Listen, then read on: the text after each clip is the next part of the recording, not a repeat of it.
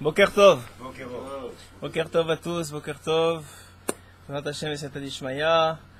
On va partager quelques minutes de Torah ensemble ce matin. Le srout et le bonheur et la relaxation de partager de la Torah. Et Hashem, des noms d'Hachem qu'on va partager ensemble.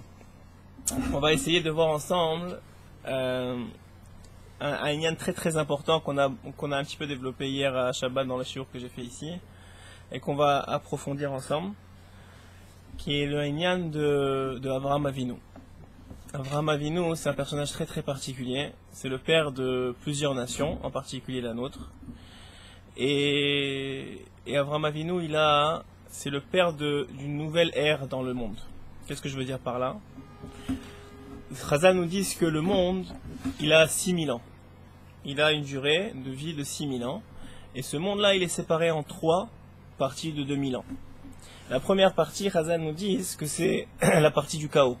Pourquoi la partie du chaos? Parce que c'est la partie de la faute d'Adam Rishon, c'est la partie où Caïn tue son frère, c'est la partie où il y a le déluge, c'est la partie des 20 générations qui vont séparer Adam Rishon de Avraham Avinu, où il y a une situation complètement, qui a l'air en tout cas, complètement incontrôlée.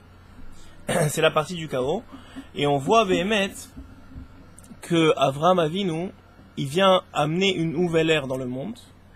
Et il y a 10 générations qui nous disent les sages qui vont séparer Adam de Noach. Et ensuite encore 10 générations qui vont séparer Noach de Avraham Avinu. Pendant ces 2000 premières années, il semblerait, même si évidemment le Hachem, tous les choix qui ont été faits par la suite, ils ont déjà été faits au début. Donc ça veut dire que si ça s'est passé comme ça, c'est parce qu'Hachem le voulait.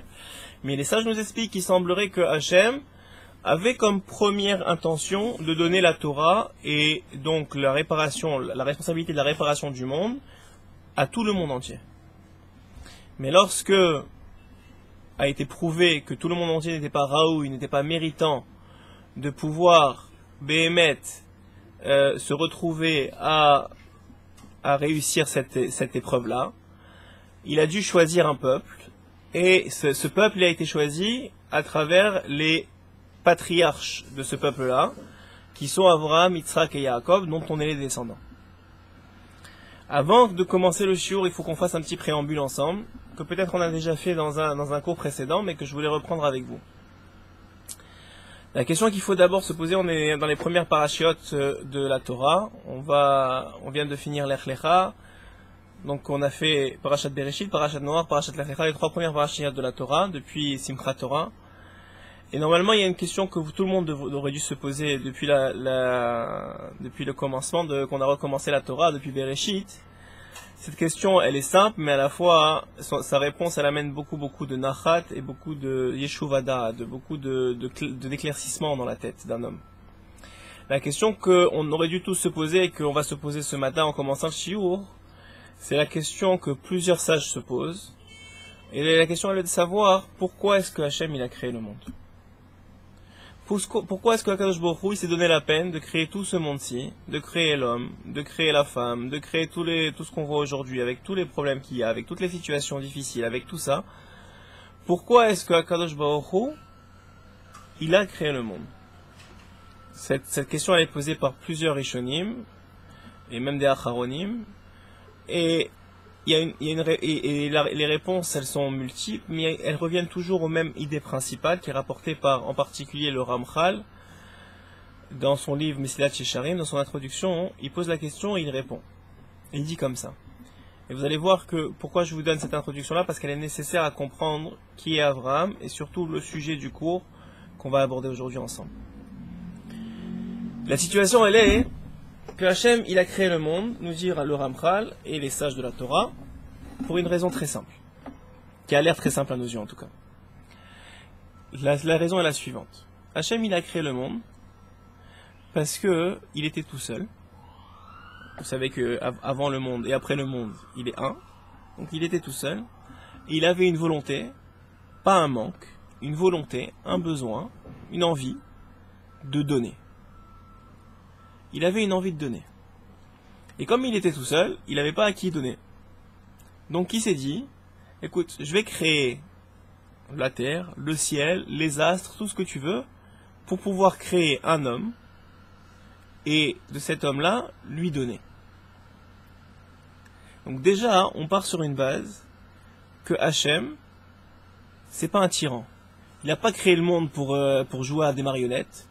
Il n'a pas créé le monde parce qu'il veut nous faire tourner en bourrique. Il n'a pas créé le monde pour faire pleurer l'humanité. Il a créé le monde par une envie de donner, et pas n'importe quoi, nous dit le Ramchal, de donner du bien. Il veut donner du bien, le Hachem. Il a créé le monde pour nous donner du bien. Vous allez me dire, et peut-être Abraham Avinu s'est posé la question au moment des épreuves, c'est, excuse-moi, mais la vie, c'est pas que du bien. C'est beaucoup de difficultés, on a chacun des grandes nisayon au niveau de chacun, ce qu'il a à gérer, les épreuves de la parnassa, les épreuves du shalom bayit, les épreuves de l'éducation, les épreuves de la vie au quotidien. Chacun, il a son lot, il pourrait écrire des livres d'épreuves. Et on se dirait que si vous venez donner le bien, et que Béhémet c'est ça qu'il voulait, alors qu'il nous donne directement le bien. Pourquoi il nous a pas fait directement dans le Gan Eden, en train de kiffer le bien, comme c'est écrit dans la Gemara, que si on prend tout le bien, tout le plaisir qu'un homme, tous les hommes ils ont reçu depuis la création du monde jusqu'à la fin du monde, et on les cumule ensemble, c'est pas une minute du Gan Eden. Ah, si c'est comme ça le kiff du Gan Eden, bah alors ça y est, amène-moi au Gan Eden. Hein? Comme... Ah, c'est ok. Alors toi tu dis il nous l'a donné puisque Adam, avant la faute, il était là-bas. Moi je te pose une question encore plus forte que ça. Je te dis pourquoi est-ce que Hachem, il n'a pas créé juste le Shabbat? Il n'a pas créé Adam dans le Shabbat. C'est-à-dire, à l'entrée du Shabbat, il ne le laisse pas fauter. Il n'y a pas d'opportunité de faute. Il faut comprendre que c'est vrai que tu as raison, que Adam il avait le libre arbitre de fauter. C'est vrai. Mais en même temps, s'il y avait un libre arbitre, c'est parce qu'il y avait une option de fauter. Pourquoi cette option elle existait Bichlal? Pourquoi Hachem il fait pas directement Shabbat? Il a le droit de manger du fruit de l'arbre de la connaissance du bien et du mal, comme c'est rapporté par les sages. Et à Kol Tov a fait. Parce que c'est pas des malachim. Alors? Donc ça veut dire quoi? Il cherche pas des malachim, tu dis? Hacher, qu'est-ce que ça veut dire quoi? Ça veut dire que si c'était rentré directement dans la Shabbat, ouais. Les malachim, il les a déjà. Eux-mêmes, ils voulaient mettre. Donc toi tu dis que le monde il a été créé pour le libre arbitre. C'est très vrai. Mais on va rentrer un peu plus profond. Le Ramchal il va un peu plus loin dans ta réponse, qui est le début de la réponse, c'est vrai. C'est que le monde, il faut comprendre que le monde ne tient que sur le libre arbitre. S'il n'y a pas de libre arbitre, on n'est plus dans ce monde-ci. On est déjà dans les modes supérieurs. Le libre arbitre, c'est ce qui fait tenir le monde. C'est la justification que le monde il existe. Pourquoi? Parce que le libre arbitre, il permet un système de récompense. Et ce système de récompense, il n'est là que si tu as le choix de faire le bien ou le mal, et tu choisis le bien. Donc ce que tu dis, c'est vrai. Mais ça va plus loin que ça, nous dit le Ramchal. Il dit la raison pour laquelle Hachem, il donne un machal, il donne une comparaison. Il dit la raison pour laquelle Hachem, il nous a pas donné le Gan Eden direct sur un plateau, c'est que s'il nous l'avait donné sur un plateau, on lui aurait dit reprends-le, on n'en veut pas. Comment c'est possible? Le Ramchal, il donne la comparaison suivante. Il dit si tu prends un gars dans la rue, que tu connais ni d'Adam ni d'Ève, tu le prends comme ça, tu l'invites chez toi. Et tu le sers toute la journée du matin au soir. Tu lui interdis de bouger quoi que ce soit, ni une fourchette, ni un cuillère, ni jeter les poubelles, ni rien, il fait rien. Ouais, il n'a pas le droit de rien faire. Il dit une semaine ça va aller, 2 semaines ça va aller, autant égoïste qu'il soit, autant ce que tu veux, au bout de quelques semaines, il va se sentir mal. Il va avoir honte. Il va avoir un sentiment de honte qui va monter en lui, du fait que tu lui donnes tout, et lui il fait rien. Et comme il fait rien, il a l'impression que ce tout-là, il a un goût amer. Il dit la même chose avec Hachem et nous. S'il nous avait donné le bien absolu, directement, et le bien, c'est quoi dont on parle le bien? Le Ramchal, il explique très clairement, et les sages l'expliquent, c'est quoi le bien que Hachem veut nous donner? C'est le profit qu'on peut avoir de lui. C'est la communion que nous, en tant qu'individus de âme, parce qu'on est une âme, on aura dans le Olam Haba, c'est ça le bien absolu. Le plaisir dont parle la Gemara quand elle dit que une seconde de ce plaisir-là, c'est plus grand que tous les plaisirs réunis de tous les hommes depuis la création du monde jusqu'à la fin du monde. C'est quoi ça? Oh, Mordechai, oh Chaba. C'est quoi ce plaisir-là? De quoi parle la Gemara? Elle parle du plaisir que au Olam Haba on a de kiffer Hachem, d'être connecté avec lui et de profiter avec lui. Ça, c'est le plaisir dont parle la Gemara, nous dit le Ramchal. Et donc, qu'est-ce que ça nous apporte? Ça nous apporte, nous dit le Ramchal, que si Hachem, il nous avait donné directement l'Olam Haba, on n'aurait pas eu un vrai plaisir. Ça n'aurait pas été le bien absolu. Donc il a fallu quoi? Qu'il nous fasse descendre dans ce monde-ci, pour qu'on ait le libre arbitre, et qu'on mérite, entre guillemets, même si tout vient d'Hachem, mais on mérite, entre guillemets, de faire un choix. Et lorsque tu fais le bon choix, tu fais une mitzvah, tu fais quelque chose de bien pour quelqu'un, c'est éternel avec toi. Quel que soit, sachez bien, et Rabbeinu il le dit très clairement, quelles que soient les fautes que tu feras plus tard, ça n'entache jamais la mitzvah que tu as fait. La mitzvah, à partir du moment où tu l'as fait, elle reste avec toi dans ton sac pour l'éternité. Et personne jamais ne pourra la toucher. Même si tu te convertis, après ça tu fais ce que tu veux, la mitzvah elle est avec toi. C'est-à-dire que le fait que tu as fait une mitzvah aujourd'hui, il reste pour l'éternité. Et Rabbeinu il dit même c'est la façon que tu fais de faire tchouva aux gens, c'est-à-dire qu'à partir du moment où tu les vois bien et tu vois les mitzvot qu'ils ont fait, tu te concentres sur ça, ça va leur permettre de se voir eux-mêmes bien et de faire tchouva. C'est un autre sujet en soi. Hein? Ce qui n'est pas le cas de la Vera. Ce qui n'est pas le cas de la Vera, que la Vera on est bas à la Vera, c'est-à-dire au moment où tu fais tchouva, tu élimines la Vera. Plus encore, quand tu fais tchouva be'ahava, tu transformes la Vera en mitzvah, qui est une chose extraordinaire en soi. Alors vous allez me poser une autre question, qui n'est pas rapportée chez le Ramchal, mais que les commentateurs rapportent. C'est, ok, Hachem il a dit que la nature de l'homme c'est d'avoir honte si on lui donne tout. Mais qui change la nature de l'homme? Qui change la nature de l'homme et qui fasse que l'homme, il kiffe. Et il n'a pas de problème de honte, pas de problème de recevoir, et il kiffe juste de recevoir. Il peut faire ça, il peut tout faire Hachem, ouais. Et ça je réponds quelque chose d'extraordinaire, une réponse incroyable. C'est qu'ils disent, étant donné qu'on est à l'image d'Hachem, on est créé à l'image d'Hachem, il peut pas faire ça Hachem. Dans le sens que, puisque Hachem, il aurait honte de recevoir sans redonner, de la même façon l'homme, il peut pas ne pas avoir honte de recevoir sans redonner. Donc il peut pas avoir ce sentiment de plénitude, de recevoir que le bien, s'il n'a pas travaillé pour. Ok? Et ça, c'est sur quoi je voulais baser d'abord l'introduction de mon cours, pour que vous compreniez que Hachem, il faut comprendre quelque chose, et que Avraham Avinu, il avait compris, c'est qu'Akadosh Baruch Hu Ishtabar Shemolad, il a créé son monde pour donner du bien. C'est quoi le bien? C'est lui-même. Il veut se donner lui à toi, il veut avoir une communion avec toi. Maintenant, les gens y croient, et ça, c'est dans le Olam Haba. Et ça, c'est dans le Olam Haba. Tu peux y goûter un petit peu ici, mais c'est vraiment dans le Olam Haba. Les gens y croient que dans le Olam Haba, il y a des punitions. Ça veut dire maintenant, vous savez qu'il y a des madrigotes. Ça veut dire, plus tu es proche d'Hachem, plus tu kiffes. C'est comme ça que ça marche. Plus tu es en haut, c'est-à-dire, je sais pas si c'est en haut, comment ça marche en haut, en bas, mais plus tu es proche, plus tu kiffes. Alors les gens, ils pensent que c'est une punition d'être en bas. Mais c'est pas une punition, c'est une conséquence. Chazal, ils expliquent ça de façon très très claire. Ils disent la chose suivante. Ils disent, regarde, la comparaison est très simple. Tu as le soleil, ouais. Le soleil, il est dehors. Maintenant, toi, tu veux sortir au soleil. Très bien. Alors toi, tu es en train de te griller au soleil, ouais. Si tu mets pas les protections qu'il faut, qu'est-ce qui va arriver? Tu vas brûler. Et tu vas te retrouver à ne pas pouvoir dormir la nuit, à te dire qu'est-ce que j'ai fait dehors, pourquoi j'étais là. Le Olam Haba, c'est la même chose. Tu arrives au Olam Haba, si tu n'as pas la protection qu'il faut, même si Hachem il veut te rapprocher de lui, ça va te faire plus de mal que de bien. Ça va te brûler. Clairement, ça va te brûler. Donc il te faut les protections. Et Chazal, ils nous disent, le Zohar, il rapporte que les habits de la Neshama, donc la protection de la Neshama, c'est les mitzvot, les ma'asim tovim, la Torah que tu as fait dans ce monde-ci. C'est ça qui te permet d'être protégé dans le monde futur. C'est ça qui te permet d'avoir le kiff sans avoir les conséquences négatives du soleil qui te brûle. Ok? Donc tout ça, en vérité, c'est qu'une conséquence. Donc maintenant, quand tu comprends ça, hein, on va comprendre maintenant c'est qui Avraham Avinu. Et qu'est-ce qu'on a à apprendre de lui? Vous savez que le Midrash, il abonde en histoire sur Avraham Avinu. Avraham Avinu, il est dans la maison de Terach, il est dans une maison idolâtre. L'époque de Nimrod, le roi Nimrod, on lui avait annoncé déjà, ses astrologues, il avait annoncé qu'il y avait un enfant qui allait naître dans la maison de Terach, qui allait remettre en question sa royauté. Il a demandé à Terach de le tuer. Sa mère, je vous fais très vite parce que c'est des midrashim qui sont connus, sa mère, elle l'a pris, elle l'a caché dans une grotte, elle lui donnait à manger tous les jours. Il a grandi dans une grotte jusqu'à l'âge de 6 ans. Il s'est retrouvé dans la grotte, il comprenait pas ce qui lui arrivait, il a commencé à remettre en question de lui-même toute la création. Il a dit, attends, je comprends pas. Le monde, il a un ordre. Ouais, il y a un ordre. S'il y a un ordre, c'est qu'il y a un créateur derrière. Donc il a commencé à dire, ok, peut-être c'est le soleil.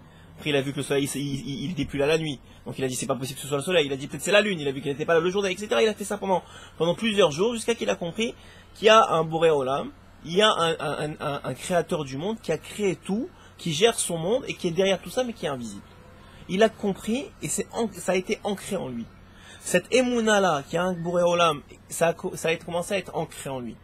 Et Chazal nous dit, à chaque fois qu'Avraham Avinu, il a ancré quelque chose en lui, il a changé son matériel génétique spirituel. Ses chromosomes spirituels, ils ont évolué en même temps que son changement spirituel. Et on va voir pourquoi c'est important de comprendre ça. Donc Avraham Avinu, première étape, il comprend qu'il y a un Boré Olam. Ensuite de ça, toute l'étape qu'il revient dans la ville de Nimrod, que son père lui donne le magasin, vous connaissez, les Midrashim sont très connus, qu'il y a des gens qui rentrent pour acheter des idoles. Son père, il avait une maison d'idoles, qui rentre pour acheter une maison d'idoles, il commence à leur dire, mais je comprends pas, toi t'as 60 ans, t'achètes une idole qui a 2 jours, qu'est-ce que tu vas prier devant lui? Il avait tous les arguments. Dans la Gemara, c'est rapporté que la Gemara, la Masechet, le traité de Avodah Zara d'Avraham Avinu, il était énorme. C'est pas ce qu'on a aujourd'hui de Ramsay Avodah Zara, il était énorme celui d'Avraham Avinu. Il connaissait toutes les Avodah Zara qui existaient, il était capable de leur dire à chacun pourquoi il faisait, que c'était n'importe quoi ce qu'il faisait. Donc il avait une chorma incroyable, et il avait réussi à remettre en question toute la Avodah Zara et à être clair dans sa tête qu'il y a un maître du monde, qu'il y a un maître du monde, et que ce maître du monde, il gère tout, il gère son monde, il a créé le monde, et il gère son monde. Alors pourquoi c'est important pour nous? C'est qu'il y a une question qui est rapportée par Chazal, et il me semble que c'est Rabbeinu Bechaye qui rapporte la question, et la question elle est comme ça. Elle est que Lech Lecha, en vérité, la fin de la paracha de la semaine dernière, on annonce la naissance d'Abraham, et Lech Lecha, c'est la première fois où on parle d'Abraham dans la Torah, écrite. Mais Abraham, il a 75 ans à cette époque-là. Il a 75 ans de vie. Et passé sur lui Ur-Kasdim, c'est-à-dire qu'il est déjà sauté dans la fournaise ardente. Vous connaissez l'histoire, Nimrod lui a dit de se prosterner, il lui a dit non. Il a déjà fait ça. Il a déjà fait plein de choses. Il a cassé les idoles, il a découvert qu'il y a Hachem. Il a fait plein de choses. Et la Torah commence avec Lech Lecha. Et ça, hein, la question en elle-même, c'est déjà une réponse. Et je vais vous dire pourquoi. Parce que Chazal, le Ramchaim de l'Ovologine et d'autres, ils se posent sur la question du Rabbeinu Bechaye. Et la réponse qu'ils apportent, elle est extraordinaire. La réponse qu'ils apportent, pourquoi est-ce qu'Avraham Avinu, on en parle dans la Torah seulement à l'âge de 75 ans lorsqu'on lui dit Lech Lecha? La réponse, elle est dans le Rambam. Le Rambam, il dit que, vous savez qu'il y a eu 10 épreuves chez Avraham Avinu. Et selon le Rambam, la première épreuve d'Avraham Avinu, c'est quoi? C'est Lech Lecha. C'est quitte ton pays, ta terre, etc. Quitte ta famille, ta terre, ton pays. Comme c'est écrit dans la Torah, c'est la première épreuve d'Avraham Avinu. Va s'en suivre 9 autres, il va constituer 10 épreuves. Et contrairement à d'autres comme Noach, où on a justifié le choix d'Avraham Avinu, que Béhémet c'était lui, de Noach, que c'était un Ish Tzadik, etc., on ne nous parle pas c'est qui Avraham. Il a comme déjà été choisi par Hachem, et commence déjà la Torah en te disant voilà, maintenant une première épreuve, Lech Lecha, quitte ton pays, quitte ta famille, etc. Pourquoi, nous dit Chazal?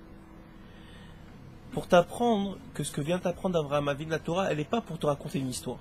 Elle est pour t'apprendre à toi comment tu vas gérer ta vie à partir d'aujourd'hui, comment toi tu vas prendre des enseignements de la Torah. Ouais. Donc ce que tu as besoin de savoir d'Avraham Avinu, c'est comment il a réussi à réussir ses épreuves. Comment il a tenu ses épreuves. C'est ça que tu as besoin de savoir. Pourquoi?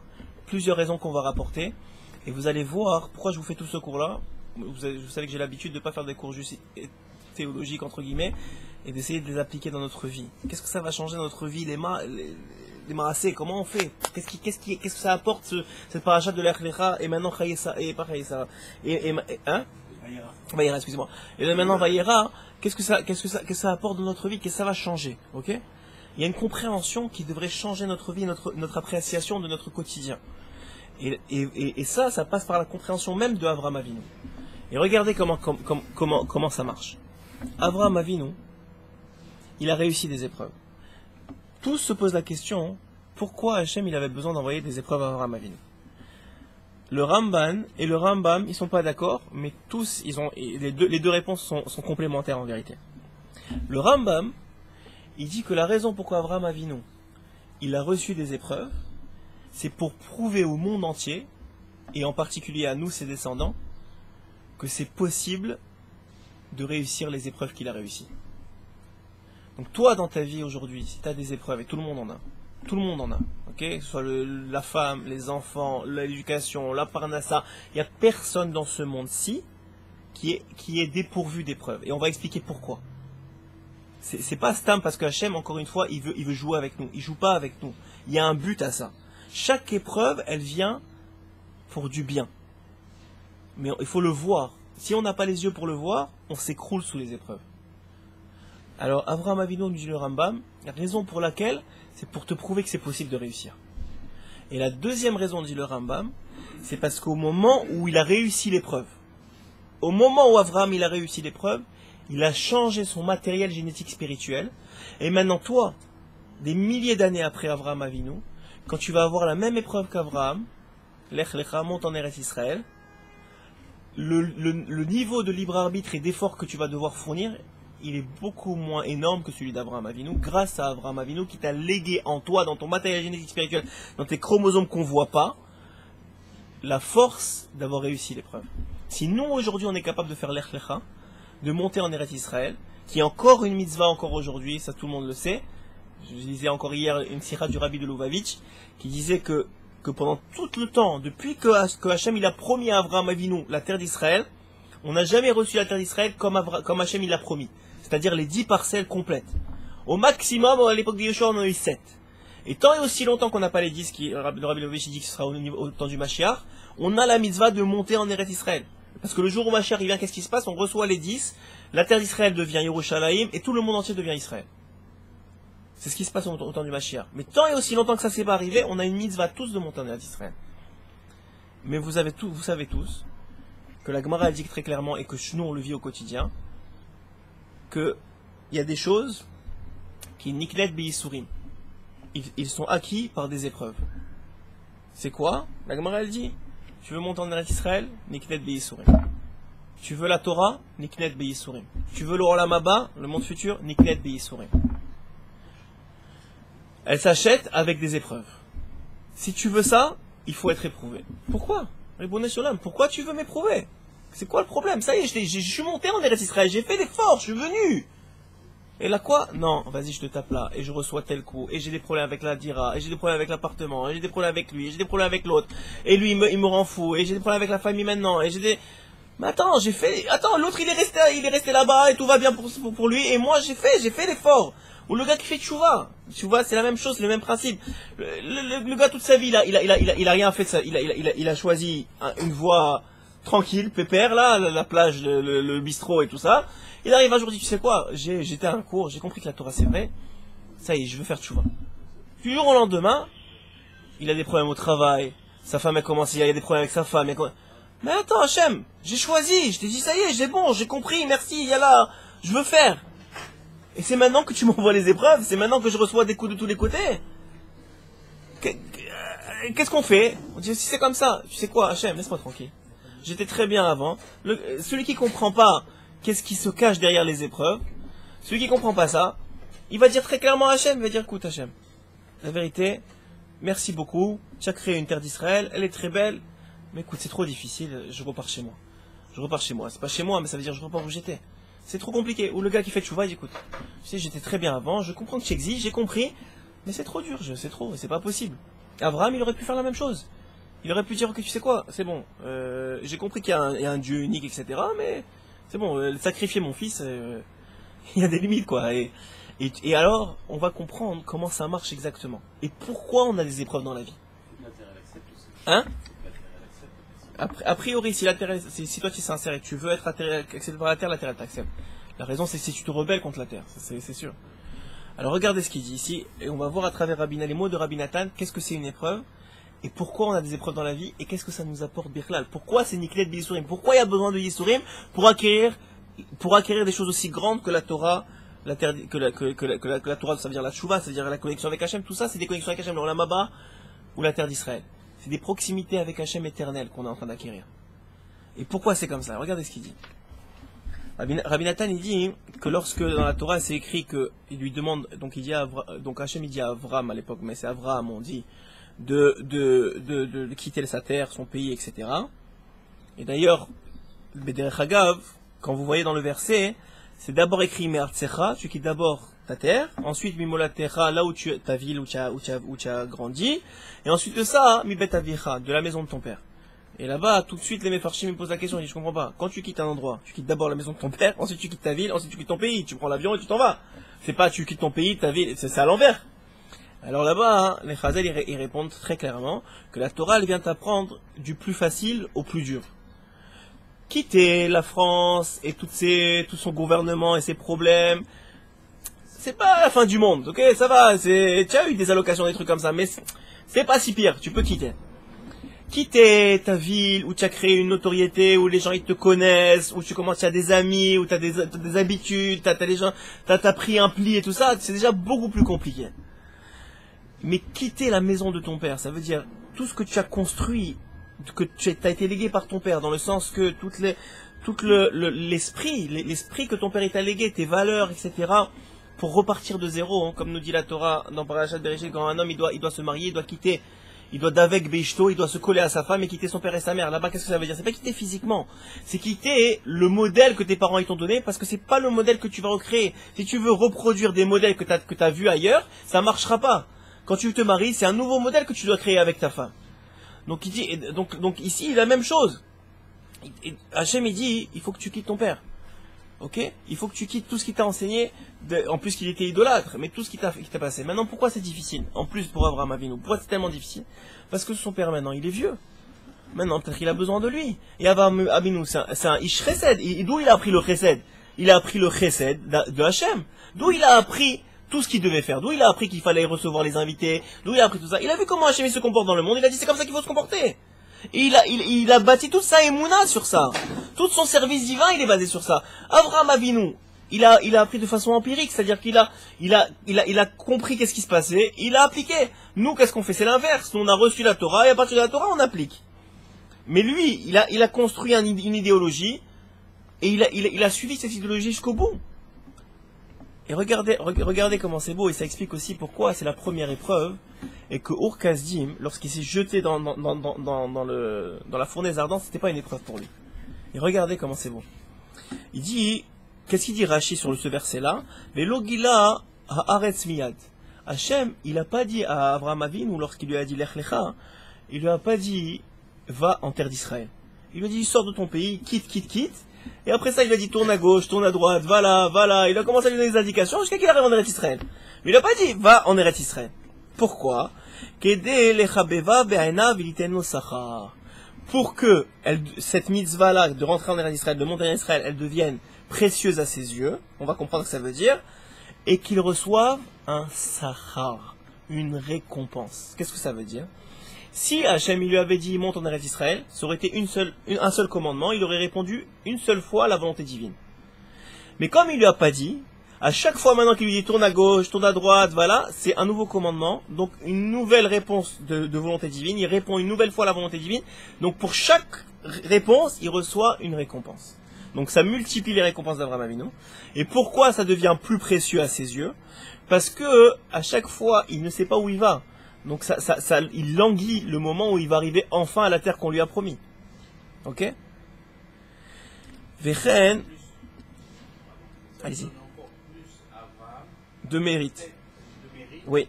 Parce que tout ce qu'il a eu, c'est ce que vous venez de dire. Exactement. À la fin, il a en plus, il arrive à Ouais. et il dit à la famille. Ah, ça c'est une autre épreuve. Ça c'est encore, moi je me limite pour l'instant à l'épreuve, mais on va arriver à la famine, que quand il arrive en Eretz Israël, en plus de ça, il reçoit rien de ce qu'on lui a promis. Il y a la famine, il est obligé de quitter Eretz Israël. Alors qu'on lui a promis la richesse, les honneurs, tout ce que tu veux. Et la grandeur d'Abraham, c'est que dans toutes ces épreuves, il n'a jamais rien dit. Il n'a jamais remis en question une seule fois Hachem. Alors nous, on croit que c'est parce qu'Abraham, il était extraordinaire. Et c'est vrai aussi, mais en vérité, on est tous extraordinaires.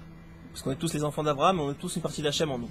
Donc c'est vrai qu'il est extraordinaire, mais c'est pas une raison pour nous de ne pas être extraordinaire, parce qu'on est tous extraordinaires. Alors, où est l'épreuve? Alors, je veux arriver à un point très très important qu'il faut comprendre dans l'épreuve, après ça, vous poserez votre question.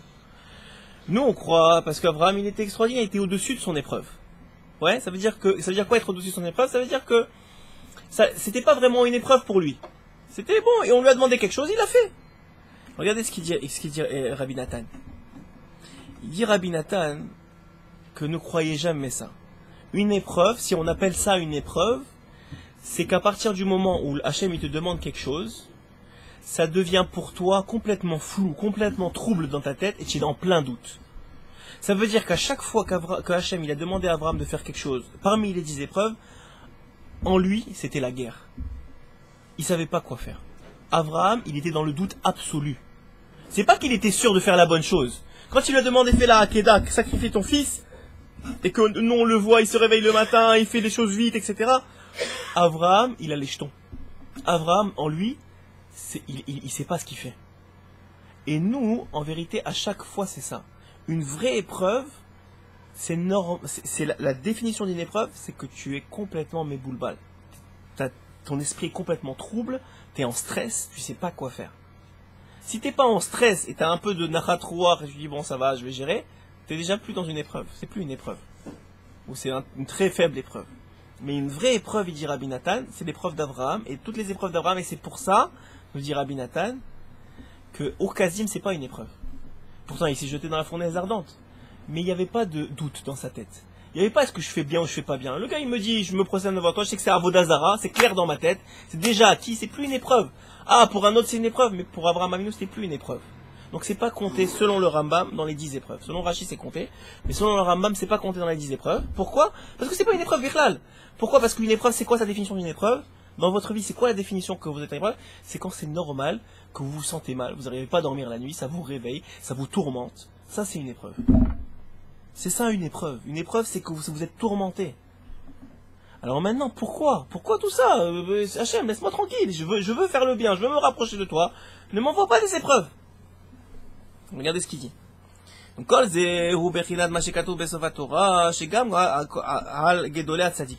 Et ça, une épreuve, sachez, tant que tu es dans ce monde, tu en as. Que tu sois le plus grand des tzadikim ou le plus petit, c'est à ton niveau. Il y aura toujours un niveau où tu vas te retrouver avec l'esprit trouble et le stress et l'angoisse et le battement de cœur. Et le doute. Toujours, quel que soit ton niveau spirituel, il y aura toujours une épreuve à ton niveau qui va te faire ressentir ça. Maintenant, le problème, il est que toi, quand tu ressens ça, premièrement, tu te sens coupable parce que tu crois que c'est un manque de Emouna, alors que c'est pas un manque de Emouna. Et deuxièmement, tu es tellement stressé et angoissé que tu te dis, ok, si c'est comme ça, c'est mieux que je laisse tomber. C'est trop pour moi. Alors qu'au contraire, à partir du moment où tu as ça, pourquoi Hachem il fait ça? Il fait la même chose pour toi que pour Abraham. Pour 3 choses. 1, comme il dit le Rambam, pour que tu changes ton matériel spirituel génétique pour que l'épreuve elle soit plus facile pour tes descendants. Même toi, et c'est la raison pour laquelle dans Maseret Rosh Hashanah c'est écrit qu'à chaque Rosh Hashanah, les vivants et les morts ils sont jugés. Pourquoi? Pourquoi les morts ils seraient jugés? Ils sont déjà passés en Bad Din. Pourquoi? Parce que en fonction de l'action de leurs descendants, et que eux, ils ont transmis un matériel génétique spirituel, donc ils ont une responsabilité dans leurs actions, eux aussi chaque Rosh Hashanah ils sont rejugés. Ça c'est 1. 2, dit le Ramban, parce qu'une épreuve, elle vient dévoiler quelque chose qui est potentiel en réel. Avraham Avinu, la émouna qu'il avait en Kadosh Baruch Hu, elle était potentielle. Il avait une certaine émouna réelle, comme il s'est jeté dans le Okazim, mais on voit que les épreuves, selon la plupart des opinions, elles vont en crescendo, de plus en plus compliquées. Ouais, jusqu'à la dernière qui s'appelle sacrifier son fils. Et quand il sacrifie son fils, qu'est-ce qui est écrit? Hachem il envoie un ange et qui dit à Abraham quoi? Maintenant je sais que Hachem est attends, tu crains Hachem toi. Quoi? Avant je craignais pas Hachem. Tout ce que j'ai fait ça sert à rien. C'est vrai que ça sert à quelque chose, mais si tu n'avais pas fait ça, ça justifie pas tout ce que tu as fait. Ce que tu as fait maintenant en sacrifiant ton fils, ça prouve que tout avant c'était vrai, c'était sincère. Et qu'est-ce que ça veut dire? Ça veut dire qu'au moment où il sacrifie son fils, il prouve pas seulement à Hachem et aux anges qui le regardent et aux générations qui suivent que Behemet il est Yireh Shamayim. Il prouve à lui-même, il dévoile que lui-même il n'était pas conscient d'être à ce point Yireh Shamayim. Il n'était pas conscient d'avoir à tel point un niveau de Emouna. Il dit le Ramban, c'est la raison d'une épreuve. La raison d'une épreuve, dit le Ramban, Nachmanin, c'est pour dévoiler à toi que tu es capable de ça, de la réussir. C'est à toi que ça s'adresse. Et toi maintenant, quand tu arrives en Eretz Israël et tu as des problèmes et des histoires et des mashkanta et des problèmes avec lui, tu te dis mais attends, mais je vais m'effondrer. Et ben si tu comprends ce principe-là, où tu as un problème avec ta femme, n'importe qui, chacun il a plein d'épreuves dans sa vie, s'il comprend ce principe-là, attends, pourquoi il m'envoie l'épreuve Hachem? Il m'envoie un parce que c'est pour mon bien, et deux pour réaliser du potentiel, c'est en moi. La Gemara dit clairement, une épreuve elle n'est envoyée à un homme que s'il a les capacités de la surmonter, sinon c'est pas envoyé chez lui. Donc ça veut dire c'est en moi les forces de la surmonter, et quand je la surmonte, je viens de monter de niveau, et ce niveau-là, hein, c'est lui qui va me mériter la récompense que j'aurai dans l'Olam Haba pour l'éternité. C'est-à-dire que si j'avais pas eu cette épreuve, ce niveau-là, il aurait été seulement en potentiel, et je n'aurais pas mérité une récompense dans le Olam Haba grâce à ça. Donc, ce que je vous ai dit au début, j'aurais pas mérité d'être plus proche d'Hachem grâce à ça. Si c'est en potentiel, tu peux pas demander un salaire dans le Olam Haba.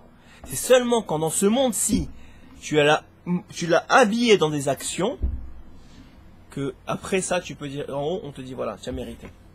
Qu'est-ce que ça veut dire? Et pourquoi la Gemara dit ces trois choses-là en particulier, qui s'appellent la Torah, Eretz Israël, et on a dit l'Olam Haba? Parce que ces trois choses-là, hein, c'est éternel. Et sachez bien, que Asher Cohen vivant en Eretz Israël, et Asher Cohen en Chutz Laaretz, c'est deux Olam Haba dans le monde supérieur, mais quoi différent? Incomparable. C'est même pas, tu les vois même pas l'un de l'autre, tellement ils sont éloignés. Son Olam Haba, maintenant, aujourd'hui, qui vit en Eretz Israël, Bezrat Hashem jusqu'à 120 ans, et son Olam Haba, s'il était resté en Chutz Laaretz, c'est pas le même. Ça n'a rien à voir. Sa récompense, son shtar, son terrain, et sa proximité avec Hashem, elle n'a rien à voir. C'est pas comparable. La même chose, un gars qui n'a pas de Torah. Ne comparez pas les uns avec les autres. Toi-même. Ouais, Mordechai avant la tchouva et Mordechai après la tchouva, c'est pas la même récompense éternelle. C'est pas le même Mordechai en haut. Celui qui va monter, c'est pas le même. Il n'a pas la même place. Il n'a pas le même kiff. Donc pour l'éternité, maintenant, il n'a pas la même kiff. Et à chaque fois maintenant que tu fais ça, maintenant même au niveau de la Torah, chaque niveau que tu montes, c'est un nouveau Olam Haba. C'est un nouveau, une nouvelle hectare que tu acquiers dans le Olam Haba. Une nouvelle proximité avec Hakadosh Baruch Hu. Maintenant, à chaque fois que tu fais ça, qu'est-ce qui se passe? Maintenant, toi, tu montes. Et ben, il y a tous les envieux et tous ceux qui veulent pas que tu montes qui arrivent. C'est qui? C'est les anges accusateurs. Ils disent quoi, lui? Mais non, pourquoi il mérite? Non, il mérite pas. Pourquoi tu lui donnes? Pourquoi il se rapproche de toi? Ah, maintenant, il y a des accusateurs. Il faut répondre. Comment répondre? On va envoyer une épreuve. À l'homme. Est-ce qu'il mérite Béhémet sa place dans l'Olam Haba? Si tu réussis l'épreuve, tu viens de gagner pour l'éternité. Si tu dis non, c'est trop dur pour moi, tu sais quoi, je vais retourner en France. Laissez-moi tranquille avec vos histoires et vos problèmes et vos mashkanta et vos dira et vos cautions et vos machins. Laissez-moi tranquille, c'est trop compliqué. Je vais retourner avec les gens que je connais, qui m'ont pas fait de problème pendant 20 ans. Le gars, il croit pas. Pourquoi? Parce qu'il voit que ce monde-ci. Le gars, il voit ce monde, il dit, là-bas, c'est beaucoup plus simple. Là-bas, ma femme, elle me rend pas fou, mes enfants, ils sont mes soudards, et je fais ma Torah tranquillement. Il fait de la Torah, c'est pas qu'il faut pas de la Torah. Mais ça n'a rien à voir, c'est pas comparable. Ce n'est pas comparable. La terre d'Israël, ou sans la terre d'Israël, c'est pas comparable. Avec Torah ou sans Torah, c'est pas comparable. Le Olam Haba, ou avec moins de Olam Haba, chaque madriga, chaque même millimètre de Olam Haba que tu acquiers en plus, c'est une éternité de bonheur qui n'est pas comparable à tout le bonheur que vous prendriez dans ce monde. Alors quand tu comprends ça, ça vaut un peu de souffrance. Ça vaut un peu de souffrance. Ça, c'est la grandeur des tzadikim. Qu'est-ce qu'il disait Rabbeinu?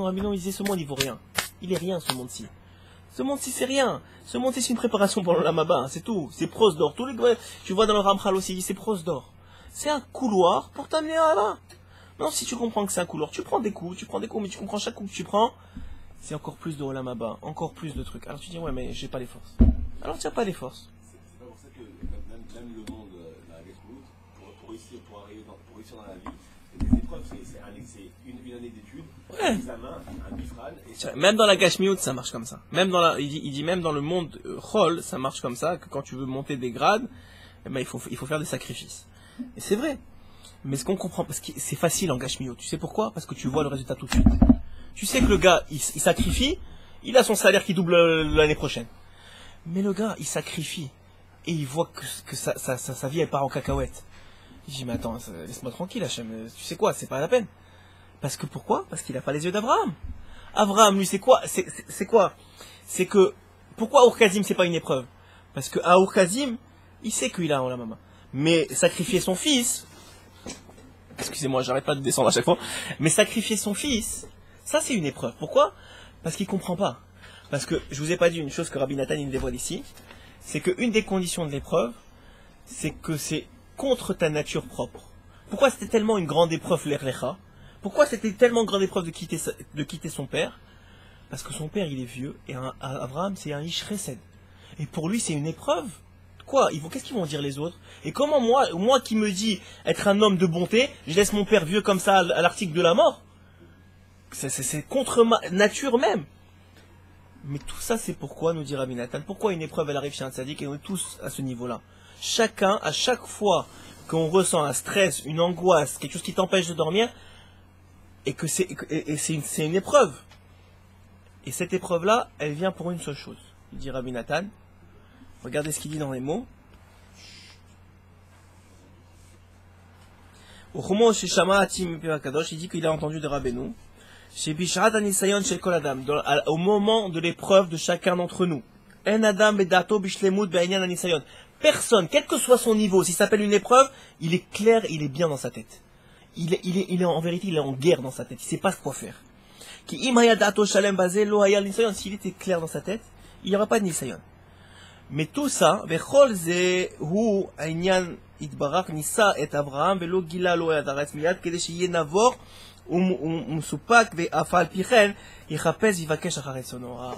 il donne la réponse ici. Il dit que le but de l'épreuve, c'est comment tu réussis une épreuve, comment tu fais pour réussir une épreuve, c'est quand tu t'arrêtes du stress et de l'angoisse qu'elle te procure, et tu dis attends une seconde, qu'est-ce que veut Hachem de moi? Juste ces quelques mots-là, tu t'arrêtes. Attends, je comprends pas. Moi, je suis venu en Eretz Israël.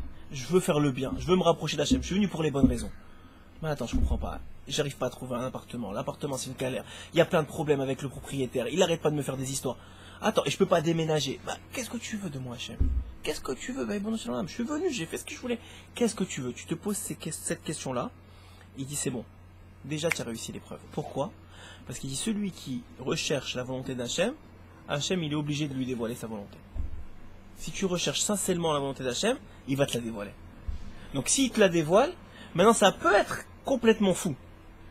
Ça peut être complètement fou. Ça peut que les autres ils vont te dire, mais attends, t'es complètement fou de faire cette chose-là. Je vous donne un exemple. Il m'est arrivé il n'y a pas longtemps. Il y a quelqu'un qui m'appelle et il me dit, et il faut le prendre avec des pincettes cet exemple-là. Je vais vous donner l'exemple juste pour le principe même. Ne prenez pas les pratim, comment on dit les pratim, les détails de l'exemple pour un cas général. Il y a une femme qui m'appelle et elle me dit voilà, ça fait un certain nombre d'années que je suis avec mon mari. Et c'est fini, je peux plus. Je veux divorcer. Alors je vous donne pas les pratimes, la raison pour laquelle, etc., etc. C'est un cas très très compliqué. Mais la femme, elle me dit, j'ai tout essayé, ça marche pas, je vous rentre pas dans les détails. Mais elle me dit une chose qui m'a attrapé l'oreille. Elle m'a dit la vérité, je voudrais, mais j'y arrive pas. Et j'ai dit à Hachem, j'allume une bougie tous les matins. Et je lui dis Hachem, montre-moi ce que tu veux. Si Bémet tu veux que je reste avec lui, je reste avec lui. Mais au moins, change-moi le sentiment, fais quelque chose, montre-moi. Et elle me dit, depuis que je fais ça, je vois que des raisons de m'éloigner de lui. Non, je ne vous rentre pas dans les pratiques parce que je veux pas que les gens se reconnaissent. Moi personnellement, j'ai évidemment consulté d'autres rabbinim plus grands que moi. Et finalement, ils m'ont dit ces rabbinim-là, cette femme-là, elle doit divorcer. Mais maintenant, quelqu'un qui est extérieur, il te dit non, il faut absolument pas divorcer. Il y a des cas, ça existe le divorce. Je dis pas, encore une fois, je vous dis pas de faire ça tout ça, c'est pas quelque chose que tu peux prendre et que tu peux mettre dans n'importe quelle situation. Mais quelqu'un d'autre, il aurait dit, écoute, ça a l'air que c'est le mauvais choix, mais ça a l'air que pour elle, c'est ça le bon derrière. Ça veut dire quoi? Ça veut dire que toi, tu dis une chose. Écoute, moi je comprends rien à ce qui m'arrive dans ma vie. Moi je veux me rapprocher, je veux être proche de toi, et il m'arrive une épreuve après l'autre, une épreuve après l'autre. Ouais, Abraham Avinu, il aurait demandé à n'importe qui autour de lui, il lui a dit, mais ça va pas que tu vas sacrifier ton fils. Ça fait des dizaines et des vingtaines d'années que tu critiques les Avodazara, qu'il y avait une Avodazara comme ça qui sacrifiait leurs enfants. Et toi tu leur craches dessus et tu dis que c'est des fous, etc. Et maintenant du jour au lendemain, mais les gens ils vont dire que tu es un Khilou Hachem et tu es un fou. Abraham il dit, ok, une chose, regarde, Hachem, j'ai compris que c'est toi qui m'as parlé. Maintenant si c'est pas toi, envoie-moi, montre-moi que c'est pas toi. Mais moi je suis le pshat. Tu m'as parlé, tu m'as dit de faire ça, je fais. Il se réveille le matin, il fait. Maintenant, à l'intérieur de lui, il est complètement, il est détruit. Mais il fait les choses. Et de l'extérieur, on dirait que tout va bien. Mais à l'intérieur de lui, il est détruit. C'est ça, c'est un chidouche de Rabbi Nathan, de comprendre que même le tzaddik, il est détruit à l'intérieur. Sinon, c'est pas une épreuve. Si t'es pas détruit à l'intérieur, c'est pas une épreuve.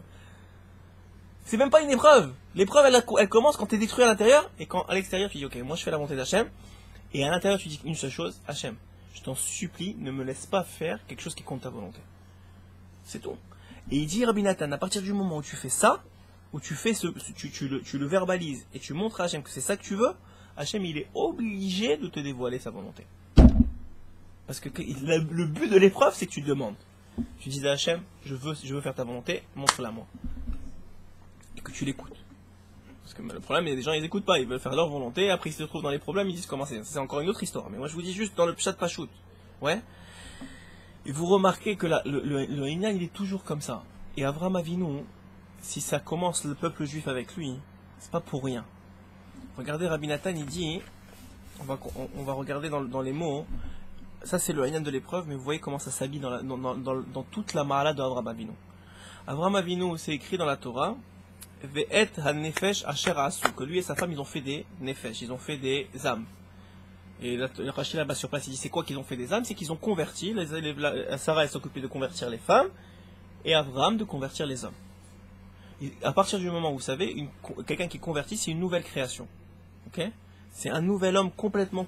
Il n'a aucun lien avec sa vie antérieure. Ni ses anciens enfants, ni ses anciens parents, ni rien. Pourquoi? Parce que même si, à nos yeux, à nous, il n'a pas changé, sa neshama, c'est-à-dire ce qui le fait vivre, c'est-à-dire son patrimoine spirituel, il est complètement différent. C'est pas le même.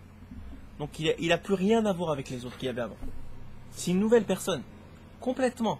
Alors il dit ici, Hacharassou qu'il a fait. Ils ont fait de nouvelles personnes. Maintenant, regardez encore une fois.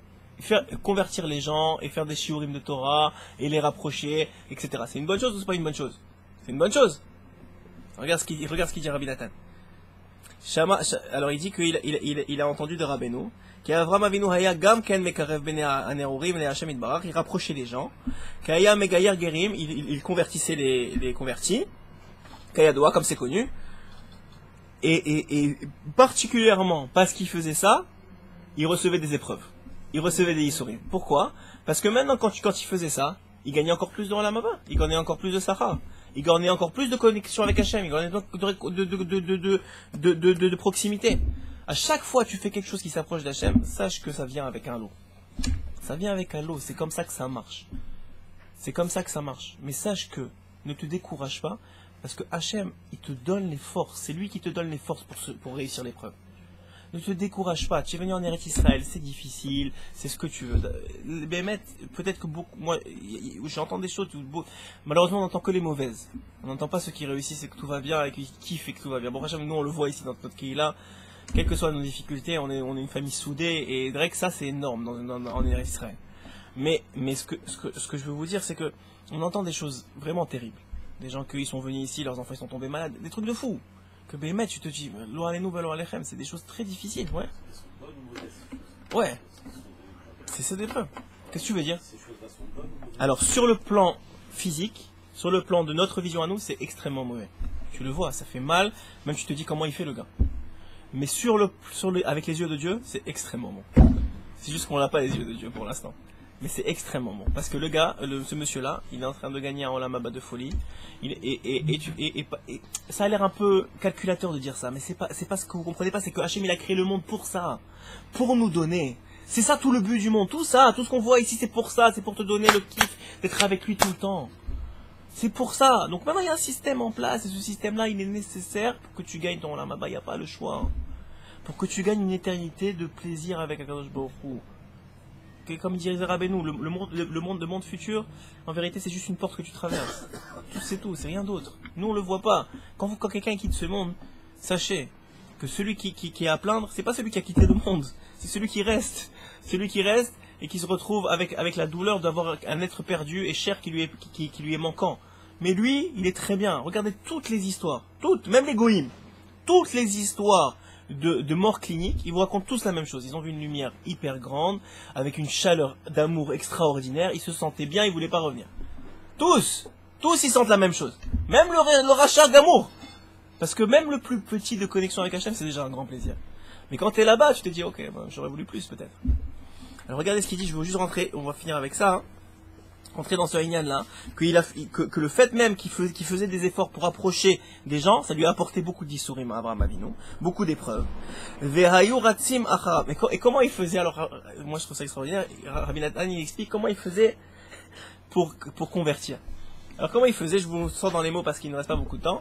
Il courait dans des villes, il allait dans une ville, il courait dans la ville comme ça, ouais, et il disait « Oi, oi, oh, malheur à moi, malheur à moi, malheur à moi ». Alors les gens ils regardaient comme ça, et ils disaient « Ok, qu'est-ce qui se passe ?» Il courait après lui. Qu'est-ce qu'il a de lui? Il courait après lui. Jusqu'à qu'il est sorti de la ville, et il commençait à leur expliquer, vous savez, il lui connaissait toute la Vodazara, il savait exactement comment les convaincre que c'était n'importe quoi. Votre Vodazara c'est n'importe quoi, et regarde ça, et effectivement il arrivait à convaincre beaucoup de monde. Et Rabbi Nathan il rapporte que ceux qu'il arrivait à convaincre c'était des jeunes. Les vieux il n'arrivait pas à les convaincre, il essayait même pas. Même Rabbeinu d'ailleurs, Rabbi Nachman, de son temps, lorsqu'il voulait rapprocher des gens, il perdait pas son temps avec des gens plus âgés. Et plus âgés ça veut pas dire d'âge, il savait dans la tête, ça veut dire il y a des gens qui sont âgés dans la tête, qui sont pas capables de bouger. Tu peux leur expliquer tant que tu veux, ils sont pas capables de bouger. Et Rabbeinu, c'est des gens vieux dans leur tête. Des gens comme ça, tu peux rien faire avec eux. Alors au mieux, qu'est-ce qu'il faisait? Moi je me rappelle une histoire que il y a un homme, il est venu, il a dit je veux me rapprocher de toi. Il a dit non, je peux pas. Il dit comment je peux pas? Il dit même si je veux te rapprocher de toi, au premier coup de vent tu vas t'envoler. C'est-à-dire à la première épreuve, ça va pas marcher. Pourquoi? Parce que tu es trop vieux dans ta tête.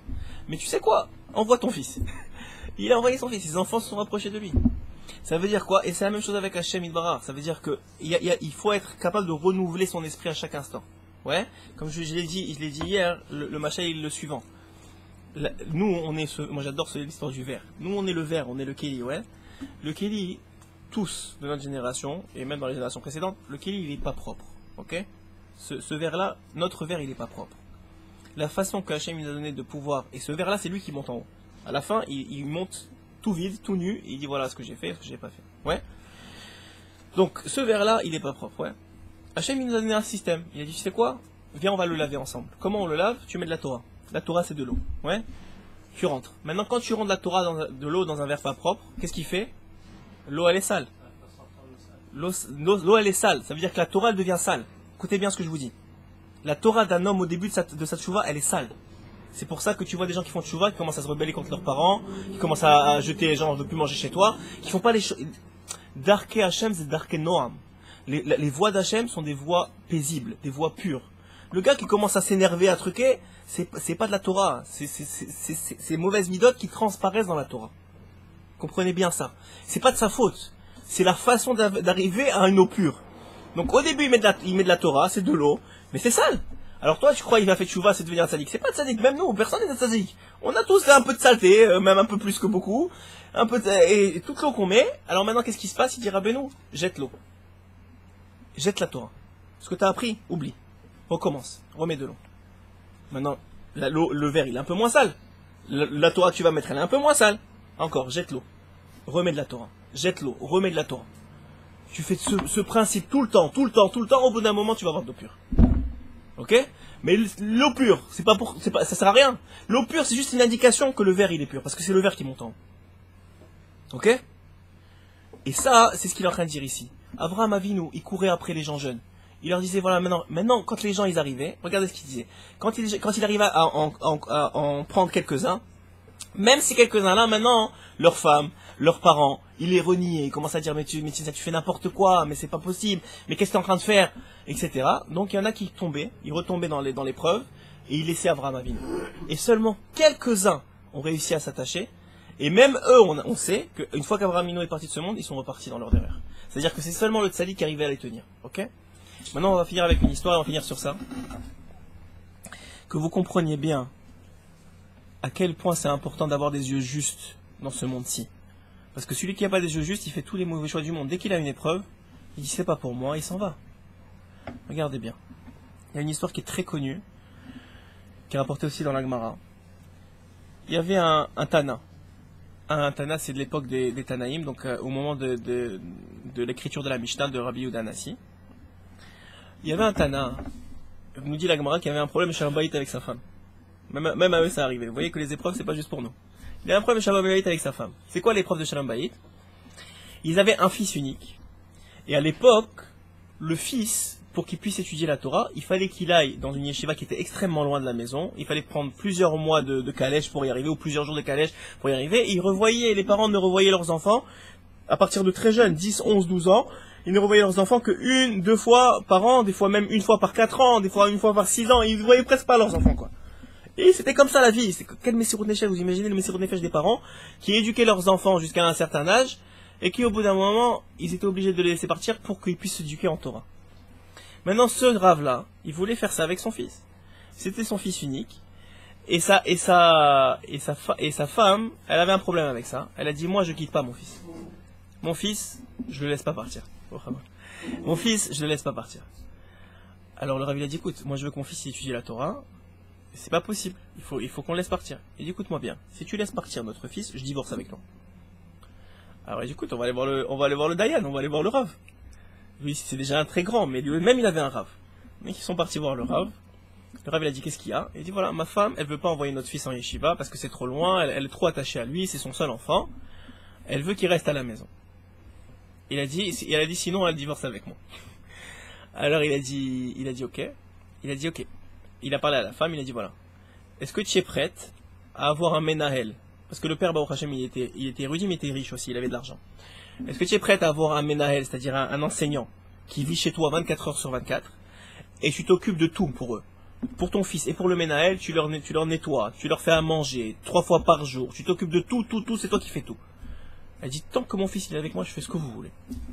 Elle dit, ok, alors voilà, tu as la solution, appelle un Menahel, toi tu as les moyens Baruch Hashem, et tu le payes. Et il va apprendre à ton fils, tu prends quelqu'un de très très fort, et il va apprendre à ton fils la Torah. Ils avaient un grenier dans la maison pendant 20 ans. 20 ans nous dit la Gemara. Cet homme-là, il a appris, ce Menahel-là, il a appris à cet enfant-là la Torah. De l'âge de 12 ans jusqu'à l'âge de 32 ans, il a appris la Torah à cet enfant-là. Jusqu'à qu'au bout des 20 ans, il a dit au père, écoute, ça fait 20 ans qu'on est enfermé jour et nuit, au Hachem, à part les quelques tours qu'il fait dans le jardin pour prendre de l'air, jour et nuit pour apprendre la Torah. Ton fils, il connaît autant que moi aujourd'hui. Je peux rien ne lui apprendre de plus. Il dit très bien, Baruch Hashem. Ils ont fini le chosé, ils ont fini le contrat ensemble. Il a quitté la maison, il est resté avec son fils. Son fils, il sort enfin de la chambre après 20 ans d'études de Torah. C'est un gaon en Torah, il a un sérel de Torah extraordinaire, une tête de Torah extraordinaire. Il dit au père, écoute papa, tu me laisses un peu aller voir qu'est-ce qui se passe dans la ville, etc. Ça fait 20 ans que je suis enfermé en étudiant la Torah, Baruch Hashem, j'ai compris, tu m'as appris que la Torah c'est émettre, la Torah c'est une vérité, je suis un des piliers du monde grâce à mon étude de Torah, mais je veux faire un peu le tour. Il dit, y a pas de problème, va dans la ville.